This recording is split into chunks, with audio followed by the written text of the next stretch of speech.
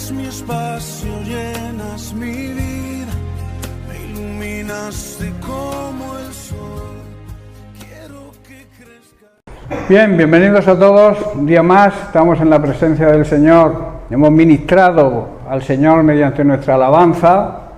Él nos va a ministrar ahora con su palabra. También hemos podido participar de la mesa del Señor, recordando lo que el Señor hizo por nosotros, la importancia que tiene que recordemos lo maravilloso que es el amor y lo eterno. Todo lo relacionado con Dios es eterno, o sea, no se acaba. El hombre se termina el amor, pero para Dios no, la esencia de Dios es el amor. Y por tanto, su amor, su misericordia, su bondad, la tendencia a hacer el bien hacia nosotros, no se acaba nunca. Porque vuelvo a repetir, todo lo que viene de Dios es eterno. Bien, quiero seguir tratando el tema de semanas anteriores, sobre las condiciones, los parámetros que exige Dios a su iglesia hoy en día. La iglesia contemporánea, la iglesia de estos días. El título todos lo sabéis ya, porque son muchas semanas que llevamos. La iglesia que Dios quiere que seamos en este tiempo. ¿Cómo debe vivir el pueblo santo, escogido de Dios, y que ha sido transformado, apartado y dedicado a su servicio? La iglesia, la palabra iglesia viene de una palabra griega que es eklesé, que significa llamados afuera. Esto quiere decir que hemos sido llamados a salir del mundo, del sistema mundano en que vivíamos. Y por eso dice llamados afuera, tenemos que salir de toda contaminación externa. Teocráticamente, la iglesia es una congregación llamada y convocada a salir del cautiverio. La iglesia no puede estar sometida, esclavizada al sistema mundano, que hoy en día, o sea, podríamos llamar que cuando los israelitas estaban en Egipto, el Egipto nuestro, del cual Dios nos sacó de la esclavitud de ese Egipto, era el pecado. Y la iglesia de hoy en día debe vivir alejada del pecado. No puede contaminarse con el pecado. No puede, en otras palabras, vivir en pecado. Podemos fallar, podemos tropezar, pero enseguida nos arrepentimos porque tenemos a Jesucristo como abogado. Pero no podemos vivir en pecado.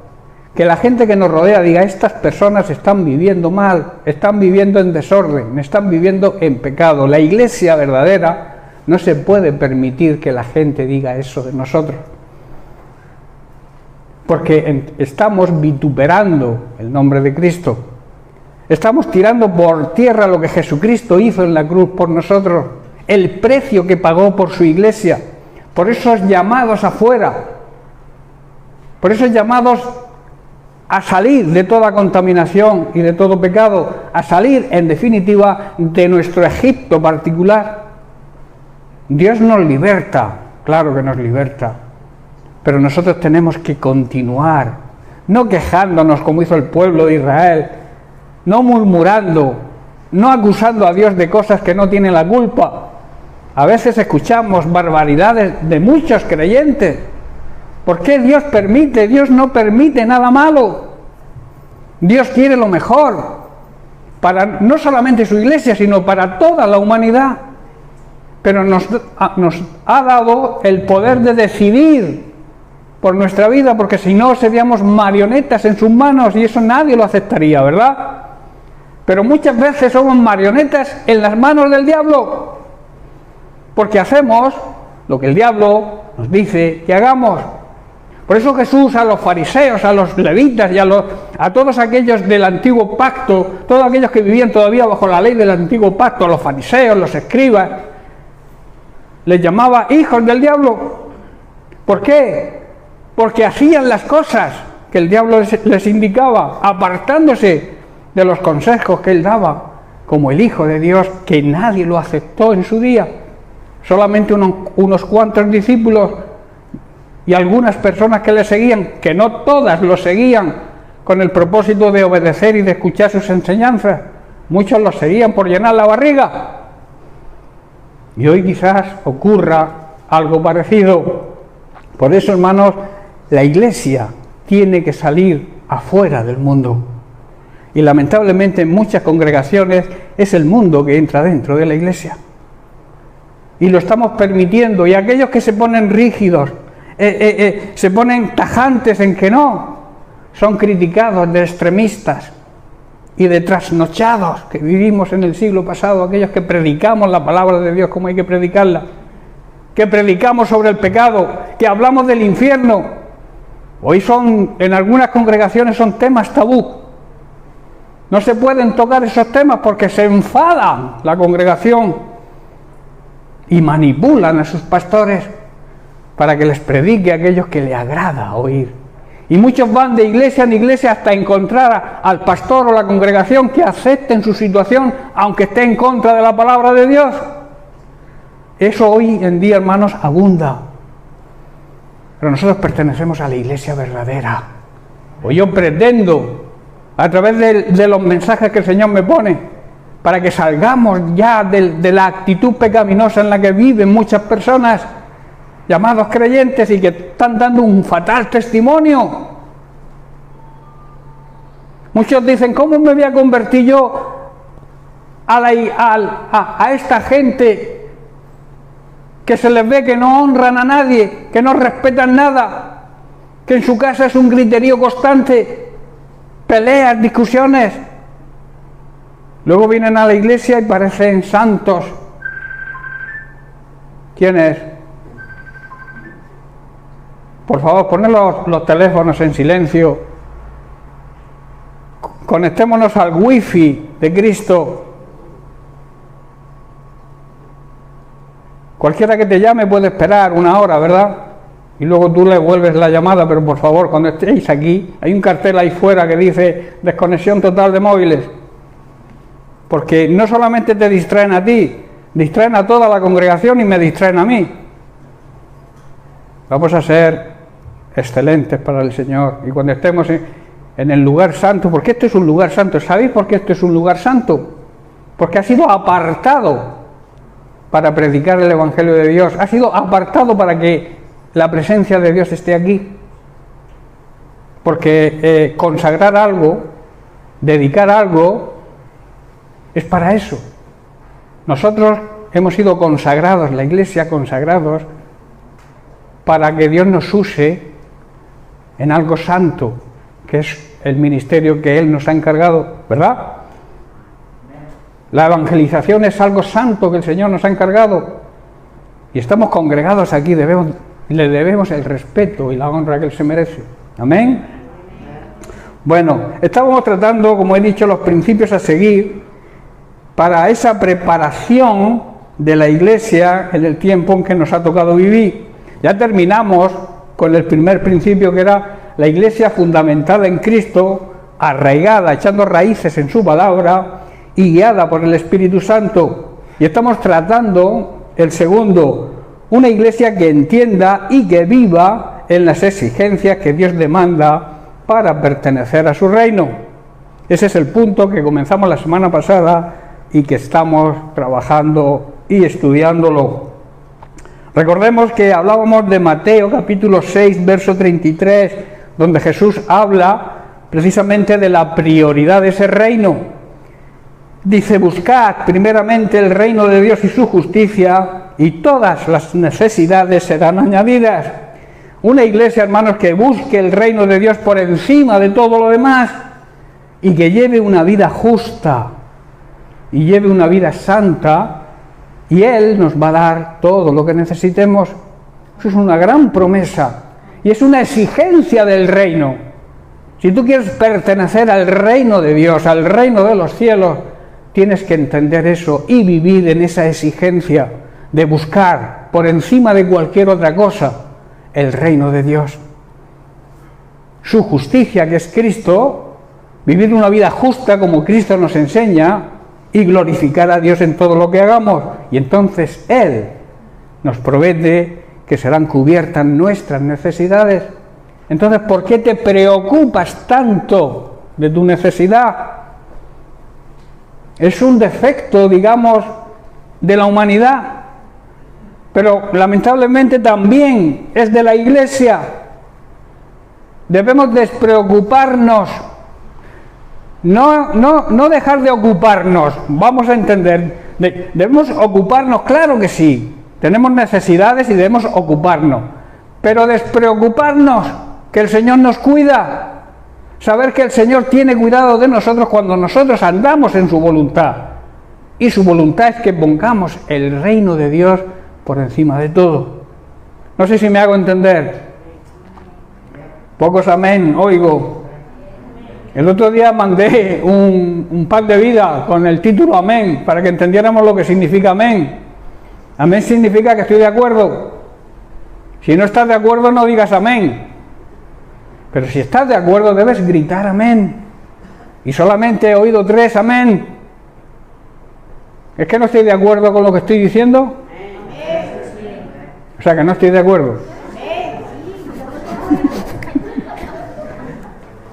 Bueno, el carácter del reino, decíamos, traído por Jesús, no era un carácter político, ni terrenal, ni con armas, no era un reino físico, pero que sí que se demostraba en obras que apuntaban a la restauración del ser humano.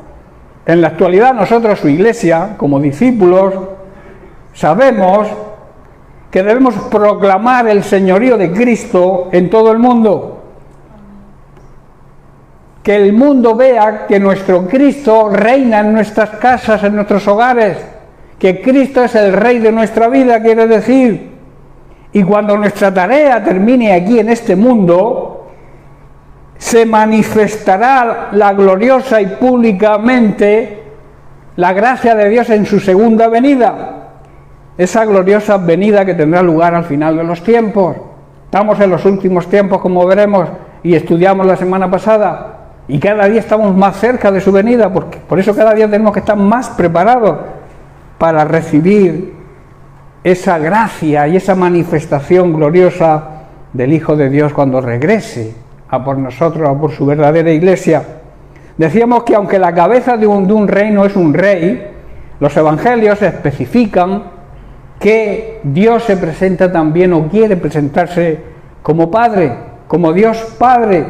Así que el reino de Dios lo compone como una especie de gran familia en la que Dios es Rey, pero también es Padre, y quiere que tratarnos de una manera familiar. Y poníamos el ejemplo de que él hablaba el arameo con sus más íntimos, con sus discípulos, porque era el idioma familiar que se utilizaba para hablar entre familia.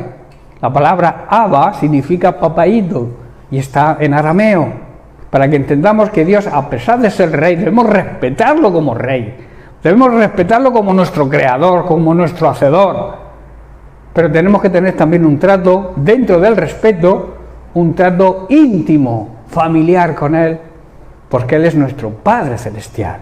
Amén. Pertenecer a ese reino, pertenecer a esa gran familia, decíamos que conllevaba requisitos y exigencias, y empezamos a tratar el primer requisito, la primera exigencia, que es la oración. La oración, la intimidad con Dios, nos permite a poder vivir por fe, dependiendo solamente de Dios y no de las circunstancias. A veces nos dejamos llevar por las circunstancias, porque no terminamos de depender de Dios. Eso es una prueba de humildad.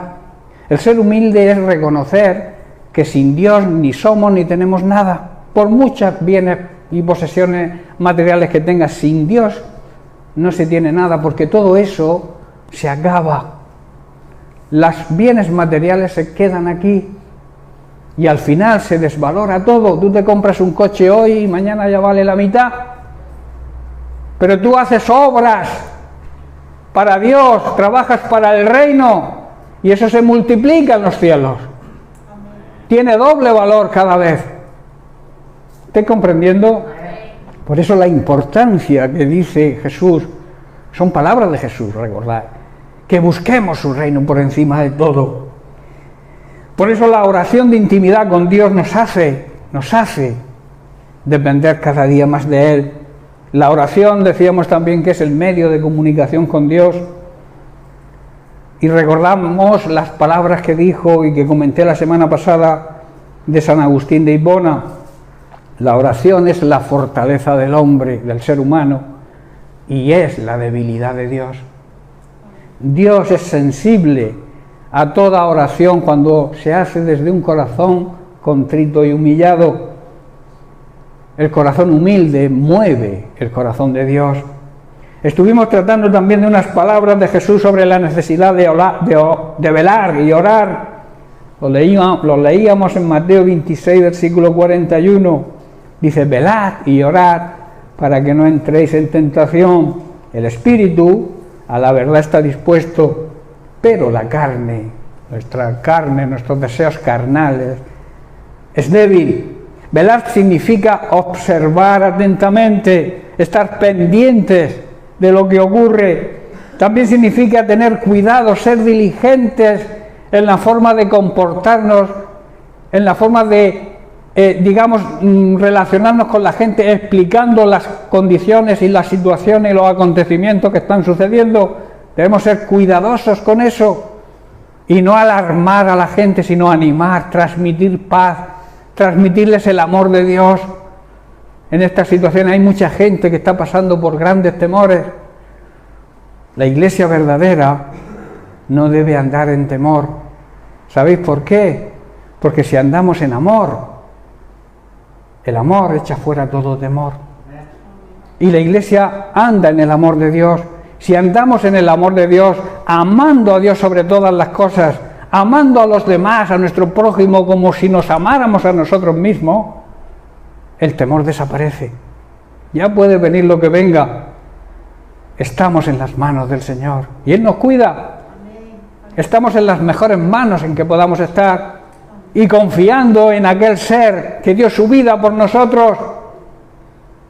Se hizo hombre, Dios se hizo hombre en la figura de Jesucristo. Se encarnó en un ser humano, nació de una virgen. Se igualó a nosotros, incluso nació en un pesebre, para que nadie pueda decir que es inalcanzable el acercarse a Él. Jesús podía haber nacido en un palacio, pero no nació en un pesebre. Su vida fue una vida humilde, para demostrar que todos tenemos acceso, sea cual sea nuestra condición, raza, condición social, tenemos acceso a Él. Si no tienes acceso a Él es porque no quieres, porque Dios está pendiente de toda su creación y está deseando que vayamos a Él, pero no nos obliga. Dios no obliga. Dios no te va a meter en el cielo, como se suele decir, a empujones. Tú decides durante tu vida terrenal, que es corta, por cierto, es una corta y leve tribulación pasajera tu vida y la mía aquí en esta tierra. Aquí decidimos dónde pasar la eternidad y nosotros los creyentes lo sabemos que es así. Por eso vivamos como merece nuestro Señor y Salvador Jesucristo. También dice orar. La oración, como he dicho, es la intimidad con Dios, buscar una relación de intimidad diaria con Él, hablar con Él como si hablaras con tu Padre terrenal, con el respeto que se merece un padre, pero con la familiaridad que nos dirigimos a nuestros padres terrenales, ¿verdad? Pues con Él debemos hacer igual.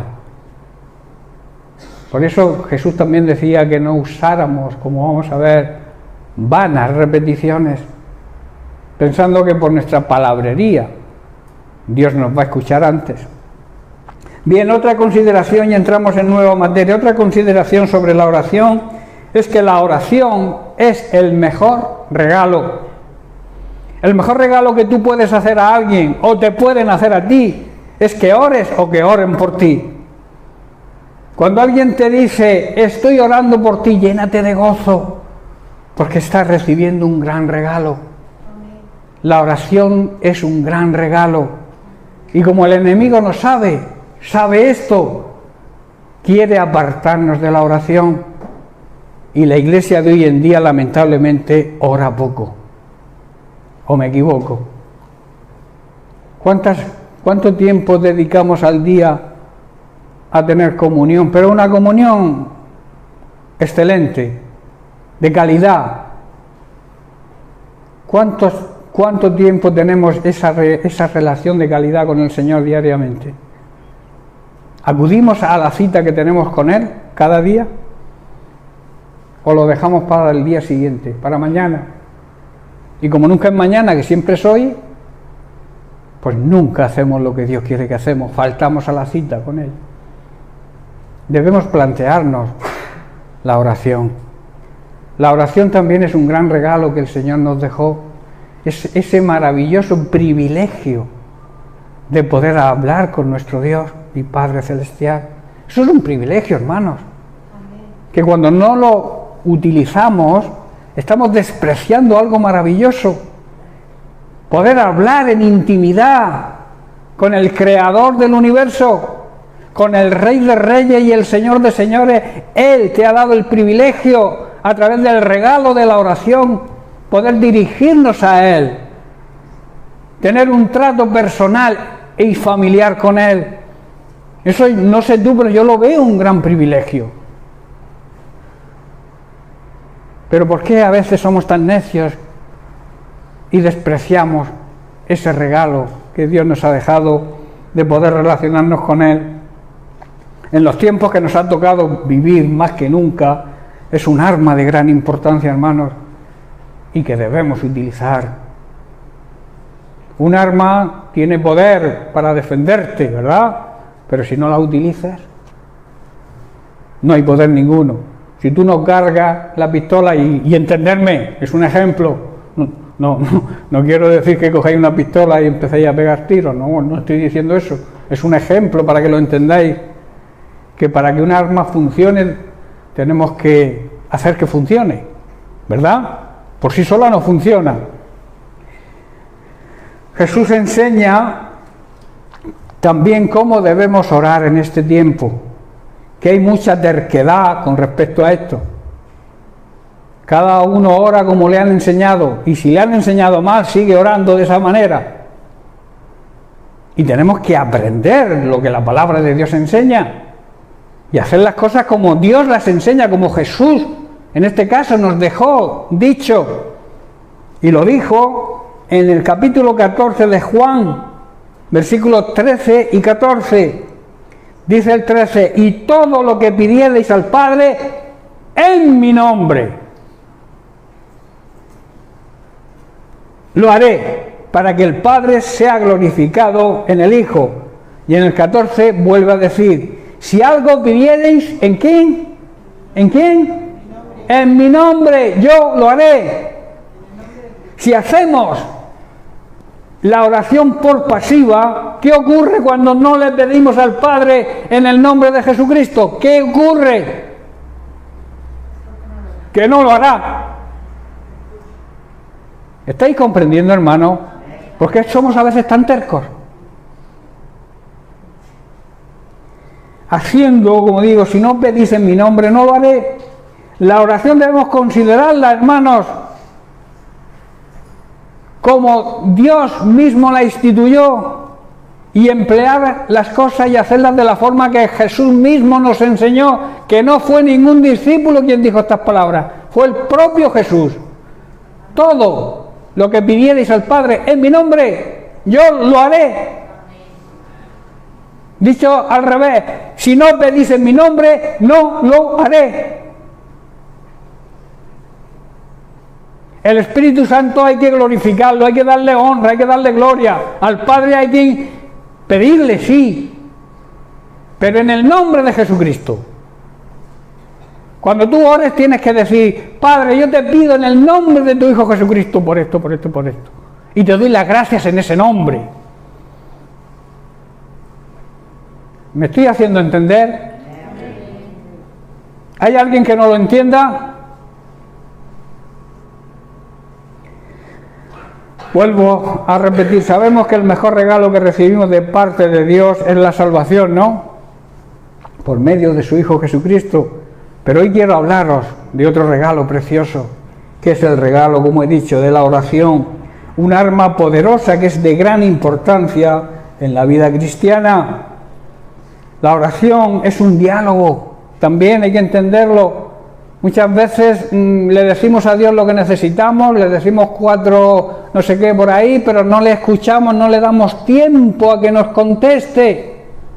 Y la oración es un diálogo, hablar y escuchar, que a veces nos cuesta escuchar.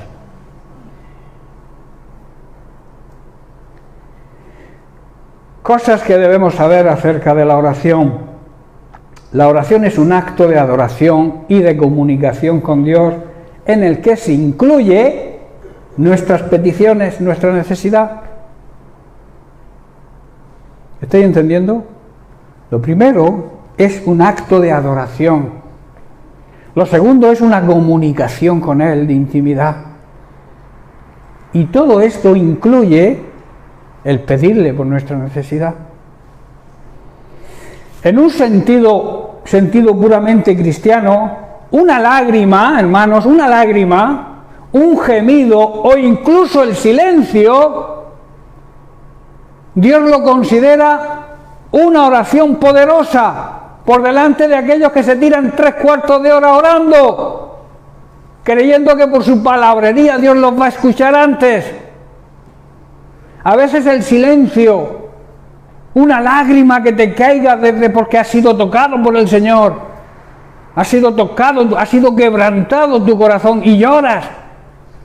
Quizás Dios lo considere mucho más importante que una larga oración para que los demás vean lo bien que oras y el tiempo que oras para, digamos, sacar tu orgullo, tu soberbia. No lo digo que sea siempre igual, pero escuchadme bien, pero hay casos, muchos casos en que las personas actúan de esa manera y mi deber es decirlo. Tú necesitas orar 2 horas, tienes todo el día en casa para orar, pero igual no oras nada en tu casa y cuando llegas a una reunión eres el más importante y quieres orar más que nadie. Claro, los que son nuevos, los que llegan tempranito, los que dicen yo no puedo orar como ora esta persona, yo no voy más a la oración. Muchas personas no vienen a la oración por eso, pero no es aquí en esta congregación solo, ocurre a nivel general. Yo he hablado con Sangonera, con el pastor de Sangonera, con otros pastores y ocurre lo mismo. Y muchos motivos de que no venga gente a la oración de los martes o de los días que tengan otras iglesias es precisamente por eso. Voy y no me dejan orar, no me dan tiempo. Cuando se ora en la congregación, la oración en la iglesia es interceder por cosas claves, por cosas que se deben decir al principio. Vamos a orar hoy por esta situación, por este conflicto, por esta familia que necesita oración, por aquello, y no irnos por las ramas. Y a veces repitiendo lo mismo 3 o 4 veces, que yo lo escucho. ¿Creemos que Dios está sordo? ¿O que está despistado y no nos hace caso?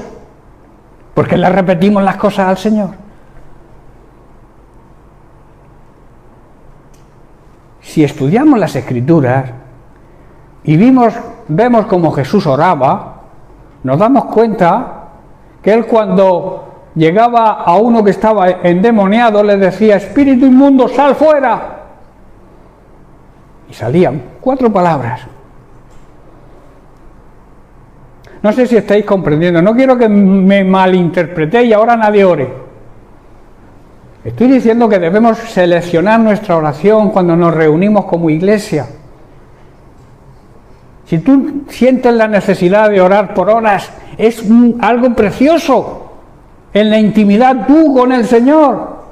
Pero cuando venimos a interceder por problemas de la congregación o problemas que están sucediendo en el mundo, debemos centrarnos en esos problemas y darle opción a que todos los que acudan puedan orar y puedan plantear su oración. Si la oración dura 1 hora y media y venimos 20 y cada uno ora 20 minutos, haced la cuenta, un matemático que lo haga, habría que estar 4 horas. No sé si comprendéis, hermano. Uno ha comprendido. Mirad lo que dice Jesús: no uséis vanas que significa inútiles, repeticiones. Como he dicho, pensamos que Dios se despista y no nos oye. La palabra de Dios dice y enseña que su oído siempre está atento al clamor de sus hijos. Cuando tú oras, Dios está pendiente, está atento. No le repitas las cosas.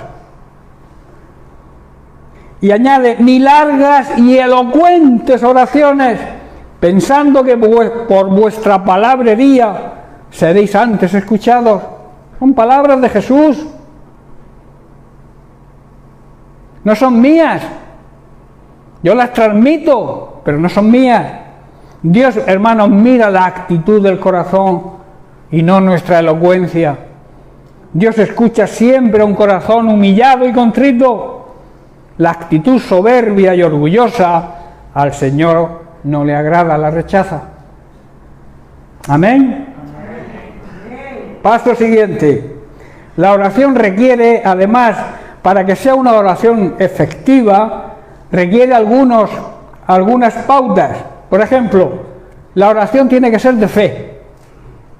O sea, creer que lo que vas a orar, Dios te va a contestar. Si no lo crees, no hay contestación. Primera actitud, fe. Creer. Si tú oras sin fe, ¿qué ocurre? Que no recibes. La segunda, tienes que vivir una vida limpia, transparente y santa, para que Dios escuche tu oración. ¿Estáis conmigo? Tu vida debe glorificar a Dios en todo lo que hagas. Y la consecuencia es que Dios responde y está pendiente de ti. Y te da lo que necesitas. Quizás le pidas algo que no necesites o que no te venga bien y Dios no te lo da.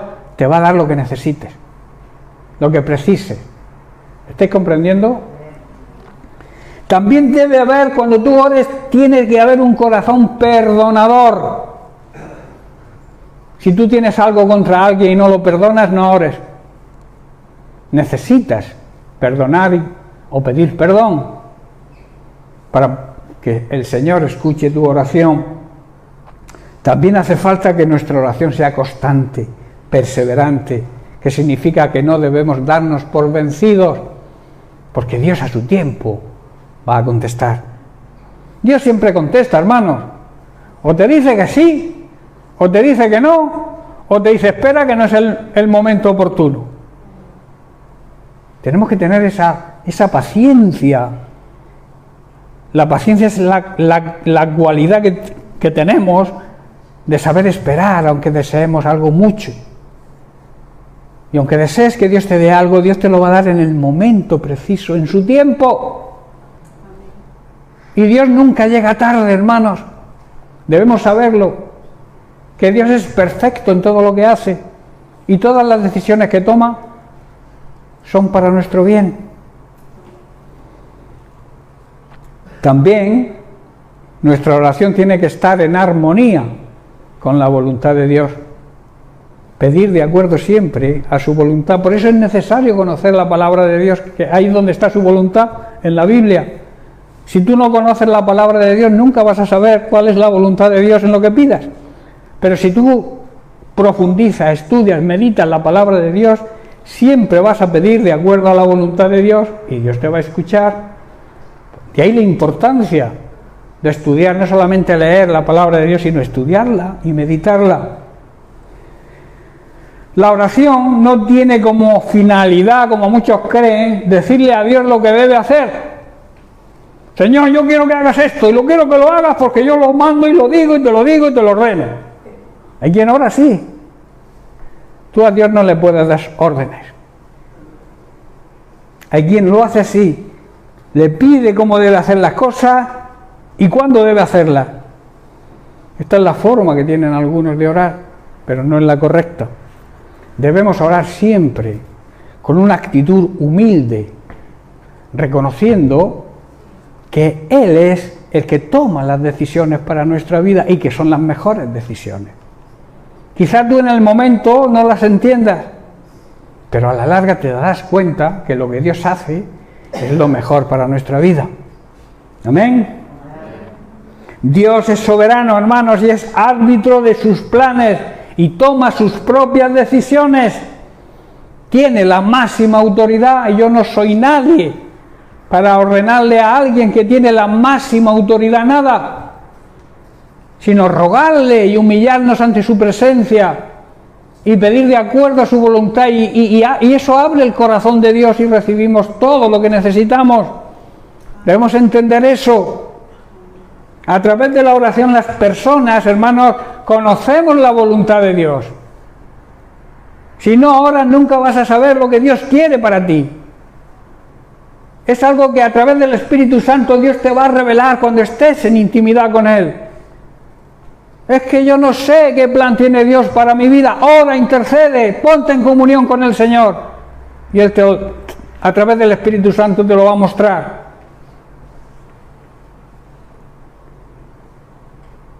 Pablo nos exhorta a la oración. Él dijo, orad sin cesar. En otras palabras, que vuestra actitud sea siempre estar en comunión con el Señor. Que cualquier paso que des, lo pongas en su voluntad, lo pongas en sus manos para que Él te aconseje de la forma correcta. Como ha dicho antes Diego, a veces tomamos las decisiones por nuestra cuenta, fracasamos y luego le pedimos a Dios cuenta. ¿Por qué, Señor? ¿Por qué he fracasado en esto? Y el Señor, con mucho amor, eso sí, te va a preguntar, ¿has contado conmigo para tomar esa decisión? ¿No lo has hecho? Pues asume tus propias consecuencias. Hermanos, la oración es el medio más recomendable para tener y permanecer en una relación estrecha y de calidad con el Señor. Como he dicho, es un gran privilegio que tenemos los hijos de Dios, el poder dirigirnos a nuestro Dios y Padre Celestial en oración, el poder acercarnos con toda confianza a su trono, donde poder recibir esa ayuda en el momento preciso, en el momento oportuno, que siempre será el mejor tiempo, el tiempo de Él. Recordar que Dios es el Dios de los tiempos y todo está en sus manos. Él nos cuida y nos orienta siempre para lo mejor. La oración, por tanto, es algo de gran prioridad en la vida cristiana y un arma poderosa. Todo lo que Dios concede a sus hijos lo concede a través de la oración, de ahí su gran importancia.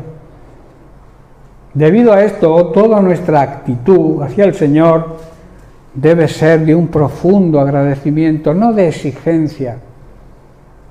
Dios nos ha dado, como he dicho, ese gran privilegio de hablar con Él y por tanto debemos ser agradecidos porque nos haya concedido ese privilegio.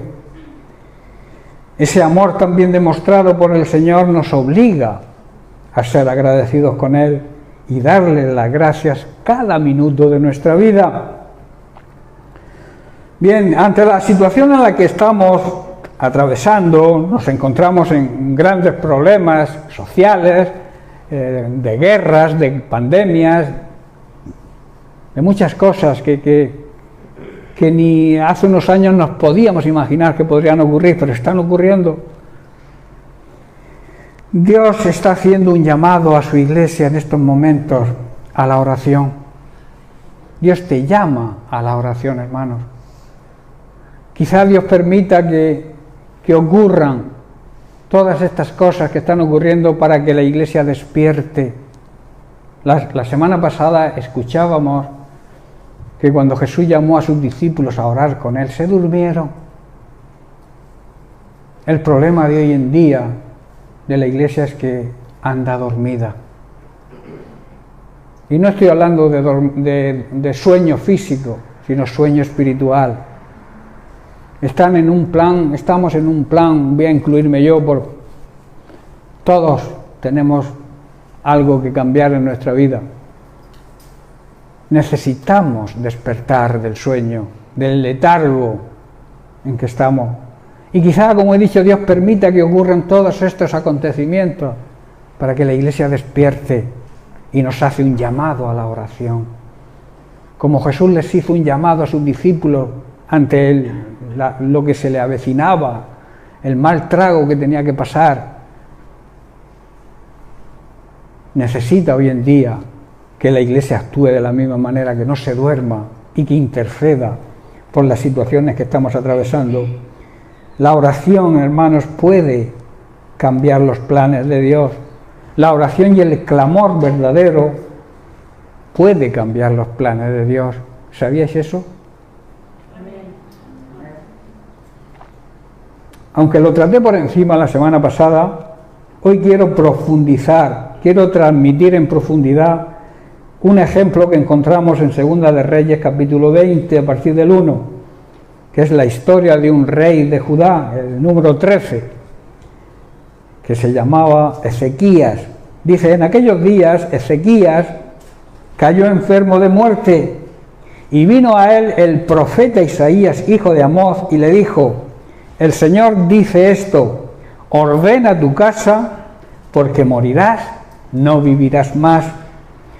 Isaías le dio al rey Ezequías el siguiente mensaje de parte de Dios, dicho de otra forma, esto te dice el Señor, pon tus asuntos en orden, porque vas a morir, arregla tu situación, si tienes que repartir tu herencia, hazlo bien, arregla todas las cosas, pon todo lo que tienes en desorden, ponlo en orden porque te vienes conmigo. Eso estaba diciéndole Dios a Ezequías a través de Isaías. Versículo 2. Entonces él, Ezequías, volvió su rostro a la pared y oró al Señor y dijo, versículo 3, te ruego, señal de humildad, ¿verdad? Como hay que dirigirse al Señor, no con prepotencia, ni soberbia, ni orgullo, sino con humildad.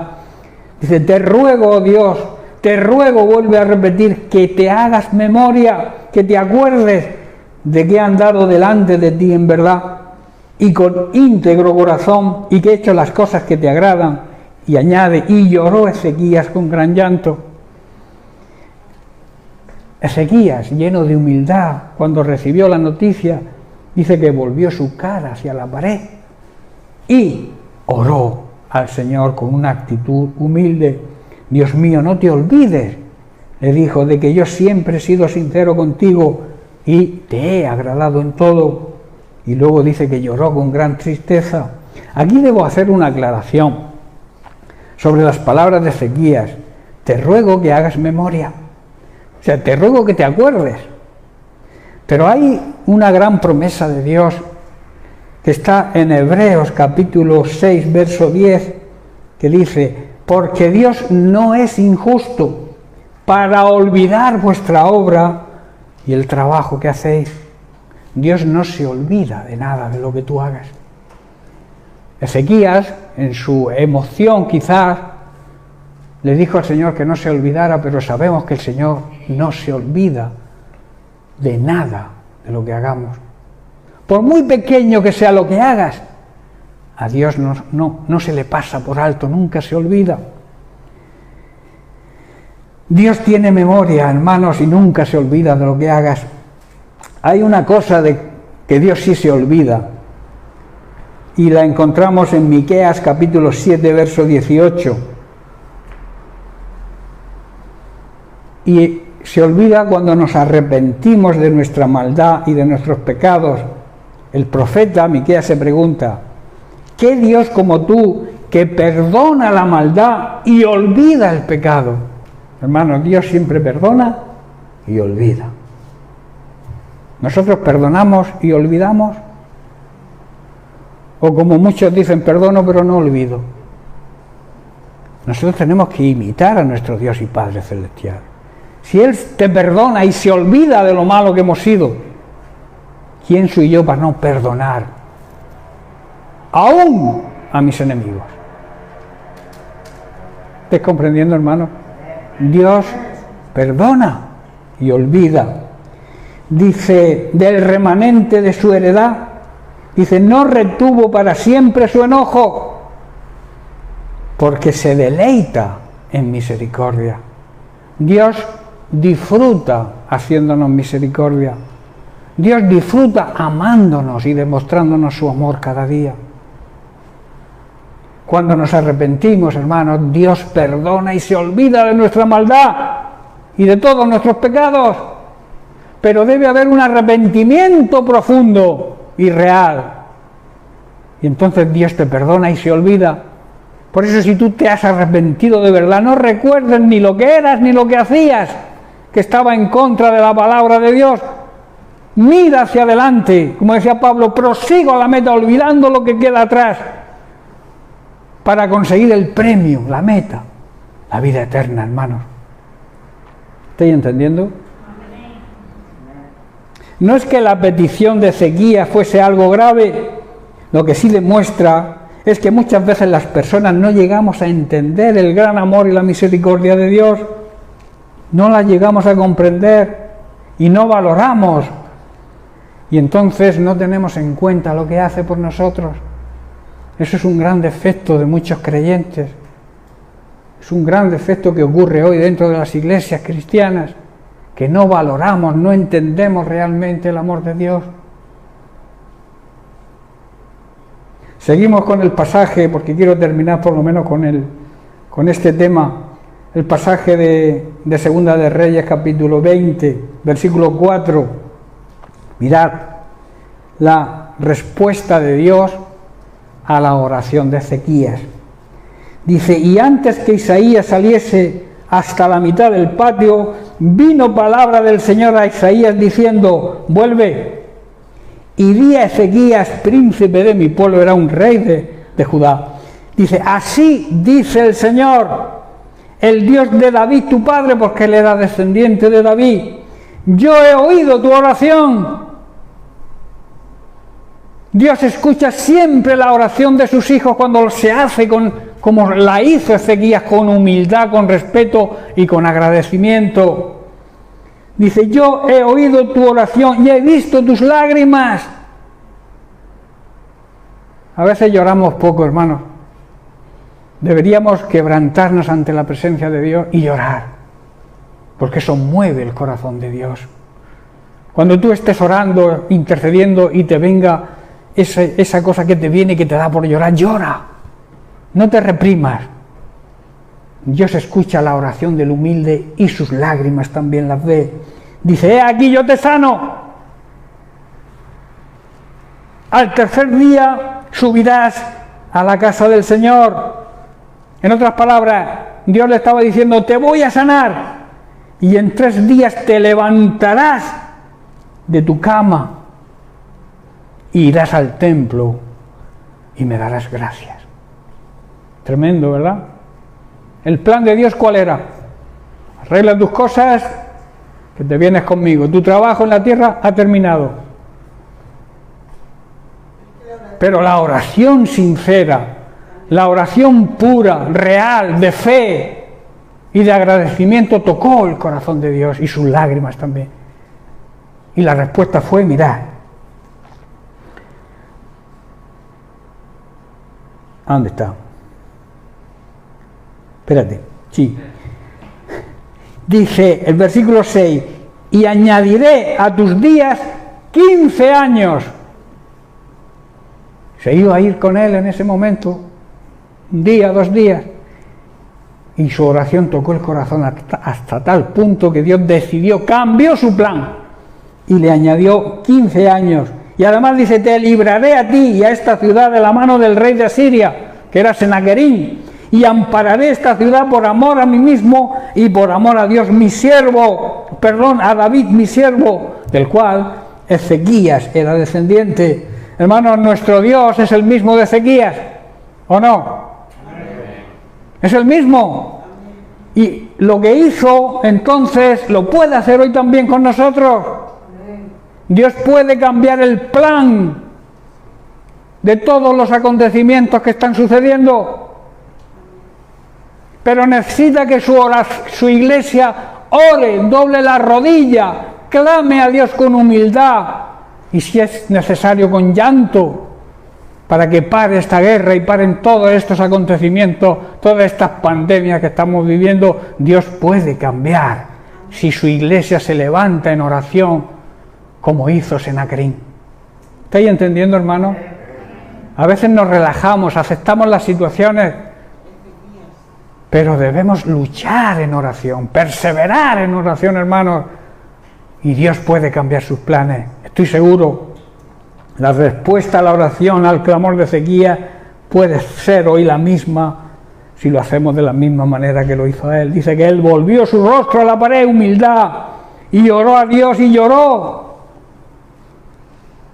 Y Dios escuchó su clamor, vio sus lágrimas y le concedió 15 años más de vida. Tremendo, ¿verdad? Nuestras oraciones, hermanos, clamando, y estoy terminando, clamando a Dios por la paz en el mundo, pueden cambiar los acontecimientos. Seguro, es verdad que estamos en los últimos tiempos y todos estos son señales de la venida de nuestro Señor y Salvador Jesucristo, pero su iglesia sigue estando aquí. Y mientras que estemos aquí, no debemos pensar el día ni la hora en que Jesús va a volver, sino hacer nuestro trabajo. Están ocurriendo acontecimientos, que está habiendo tantas injusticias, muriendo tanta gente inocente. Nuestro deber es interceder, doblar rodillas y despreocuparnos del día y de la hora en que va a venir, que nadie lo sabe, ni el propio Jesús lo sabe. O sea, si te viene alguien por ahí diciendo el Señor viene tal día, olvídate, mándalo lejos, porque no es lo que la Biblia enseña. El día y la hora en que Jesús regrese, solamente Dios el Padre lo sabe. Amén. Y Dios hoy te dice a ti, iglesia, presta atención en lo que Dios te dice: aún estáis aquí y estaréis hasta que yo lo diga. Hermanos, vamos a estar aquí hasta que Dios lo decida. Estaréis aquí hasta que se cumplan las promesas que yo le he hecho a mi iglesia. ¿Vosotros pensáis que Dios promete algo porque no vaya a cumplir? Si Dios promete algo a su iglesia, se va a cumplir. Dios no hace, como vuelvo a repetir, no hace ninguna promesa que no vaya a cumplir. El enemigo quiere traer confusión sobre esto, y a lo largo de la historia lo ha hecho, pero él no puede ni tiene autoridad para cambiar los tiempos. La autoridad solamente la tiene Dios. El poder de cambiar los tiempos, de cambiar las circunstancias, de que los acontecimientos cambien, lo tiene Dios, pero el enemigo nos quiere engañar mediante sus mentiras y artimañas. Nuestro deber, hermanos, nuestro trabajo, mientras estemos aquí, es ayudar en oración, en intercesión por las necesidades y también predicando el Evangelio de salvación a toda criatura, que es la mayor necesidad que los seres humanos hoy en día necesiten. Y también, claro, la necesidad física, si está en tu mano hacerlo, debes hacerlo, debes ayudar. Hay dos sacrificios que repito mucho que le agradan a Dios. ¿Cuáles son? ¿Quién los recuerda? Hacer el bien, hacer todo el bien que podamos, y la ayuda mutua, ayudar a todo lo que podamos. Esos son los sacrificios que le agradan a Dios. Amén. Bien, pues lo vamos a dejar aquí y seguiremos la semana que viene con el mismo tema, porque es un tema, creo que interesante. Yo siempre digo que la oración es la respiración de la iglesia. La iglesia que no ora se muere, es una iglesia muerta. Lo mismo que una persona cuando deja de respirar muere. La iglesia de Jesucristo, la verdadera iglesia, tiene que estar despierta, intercediendo, respirando, orando sin cesar, como decía Pablo.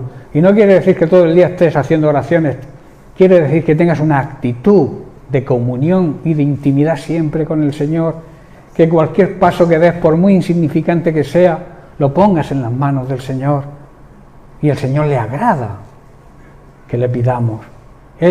¿Sabéis? Muchas veces las personas se preguntan si el Señor sabe mi necesidad, que esto lo trataremos otro día. Si el Señor sabe mi necesidad, ¿por qué debo pedirle nada?